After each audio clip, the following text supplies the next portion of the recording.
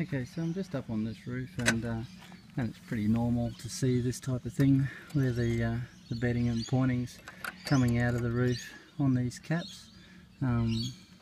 Just doing my normal roof inspection, and that's not going to potentially leak on that bit, but these bits here that are coming out will cause it to leak. And of course that cap there's loose then, and so it can actually move.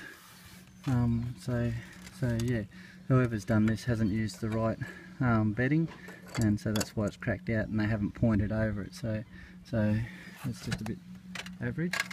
And if I come up here a bit, and that you can actually see, I'm just here. Haven't even opened the roof up or anything yet, but there's actually the tile there that's not even bedded in at all. So see this one here?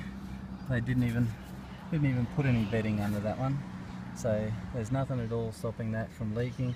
It's just been sat in there and had a bit of pointing put on the ends.